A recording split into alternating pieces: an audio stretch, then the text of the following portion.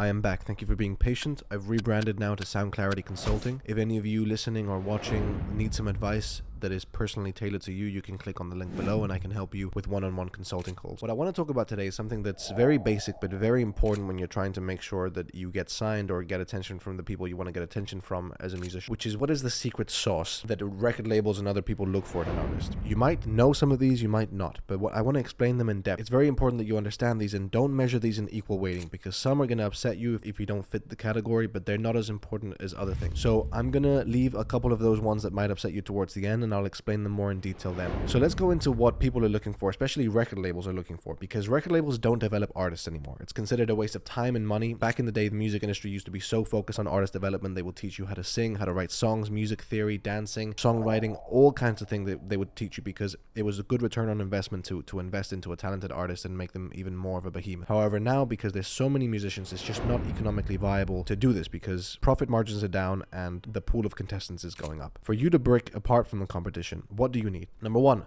the music. You need to have good music. Now, this is obvious, but I need you to understand what the definition of good music is, because there's a million different genres, there's a bazillion different subgenres, and some person could listen to Taylor Swift and think this is the best music they've ever listened to, and other people might think, I just don't get it. So what good music is should probably be better defined as commercially viable music. This is music that is properly mixed, that is properly mastered, and that it follows some of the basic tenets of writing a song. For example, if you're writing a pop song, you want to make sure you have a chorus that is catchy, you have a verse, and then you have some sort of bridge, and all of them have to kind of like weave in together properly. If you do EDM, you need to make sure that you hit the quotas that EDM music usually has, and it doesn't mean that you can't experiment, but it means that by most measurable standards, the music has to be commercially viable. It has to be well produced. It has to sound good more than be good. So when you're looking at your music, if you love it, there's going to be another person that does love it as well. So when you're trying to determine, oh, is this music good enough? Don't worry about if people are going to like it, because if you're making music that you like, I guarantee you there's at least one other person that's going to like it. And if there's one other person, there's going to be two, and there's going to be four, there's going to be eight. There's always a market waiting for you if you yourself like your music. What you want to make sure you're focusing on is your music commercially viable? Don't be afraid to spend money on people who master the songs. Don't be afraid to spend money on people who are going to mix the songs. Just make sure that whatever you do, if you're investing money, it's in either marketing or making the music good. The second thing they look for is, can they sing or do you have a voice? Again, this is for the mainstream media. There's going to be some genres, some counterexamples, but essentially you want to show that you're a talented human being. Why? Because they can throw you in as many situations as possible and you'll excel. If you're good at singing, even if you're a rapper, you have more of an advantage over your competition. The first thing is, do you have good music? The second thing is, if you take away the auto-tune, if you take away all the effects and plugins, can you sing? Now, as I said, you don't have to weigh these equally. There's a lot of artists who have been very successful and not very good at singing because they are very good at using creative effects, or they're good at rapping, or whatever. But it's not a lie that record labels do look at whether someone can sing and is musically talented with their vocals, just because it's a good thing to have. It's another advantage that you want to stack in your favor. And this leads into the third one, which is, are they a musician? Can they play an instrument? If you're noticing a trend here, it's all about stacking advantages in your favor, because at the end of the day, this is the music business. It's a business first, which means you're competing against other people for attention, for money, or loyalty, which means as many advantages as you can stack in your favor, you want to leverage. If you're a singer who also plays guitar, who also plays drums, you're much better off than a person who only sings or doesn't even sing. If you can also produce, if you can also mix, if you can also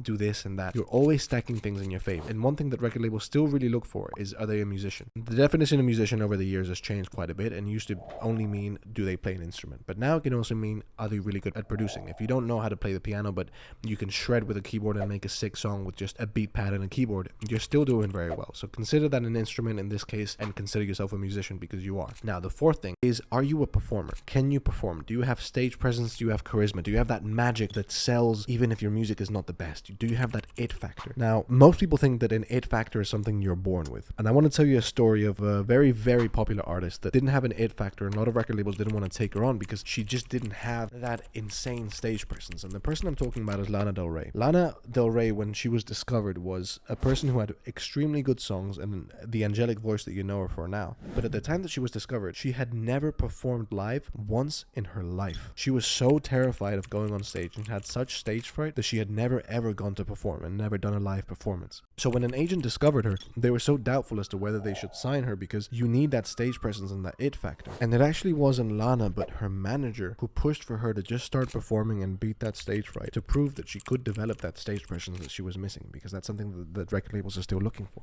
And that's something that I want to say to you if you're listening, is that even if you don't feel you have that it factor, that's something that is a skill like anything else. You just have to put the reps in. So if you don't feel like you have enough stage presence, but you do want to get discovered by record labels and advance your music career, literally just perform. Go to open mics, go to any place that'll let you perform on a stage, even if you just have to busk on the street, and practice how to perform your songs. Again, the second part of this name, the business, is the entertainment business. Entertain. Announce that you are about to give a performance that you couldn't get from just listening on Spotify. Give people a reason to come out to visit you, because at the end of the day, what's most profitable right now in the music industry is touring. Streaming doesn't make any fucking money. Don't let anyone tell you streaming makes money, because it does not. For some people it might, but the second you dilute it between 100 million writers and the record label recouping and the recording artist and the songwriter and everything, you're just not going to get enough money to sustain yourself. The way you sustain yourself probably is, for most artists, through live touring, through merch, through, fans supporting you through some sort of subscription, through YouTube channels if you're independent. But the key thing is that the majority of the revenue being generated in the music industry is through touring. So a huge thing that record labels care about is, are you a performer? Can you put on a show, and therefore can you bring us money? So if you don't feel confident in this, just make sure you work at it and you'll be fine. Now the next one I'm going to talk about together, because they're basically a very similar thing, which is, are you ambitious and focused, and are you intelligent?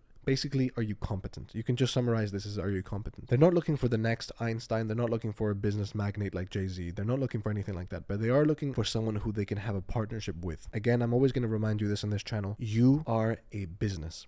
This is the music business, and you as an artist are your own small independent business, which means when you're working with a record label, with an agent, with a manager, anyone, you're always going to have to think of yourself as a business first. And why wouldn't you ever want to work with a business owned by people who are competent rather than people who are incompetent? So are you showing maturity, understanding how to navigate the music industry? Do you have an intense work ethic? Are you going to meetings and discussing ideas with a positive attitude and looking towards the most strategic move? Or are you just kind of like, I don't know, man, I just want to work on my music and forget everything else? Because I wish that was good enough, and it used to be good enough, but it's not anymore. So try and focus on developing that competency side, that business side of you, and you'll be completely fine. The seventh thing is a little bit controversial, but you have to understand that it's a very nuanced thing, and that is looks and believability.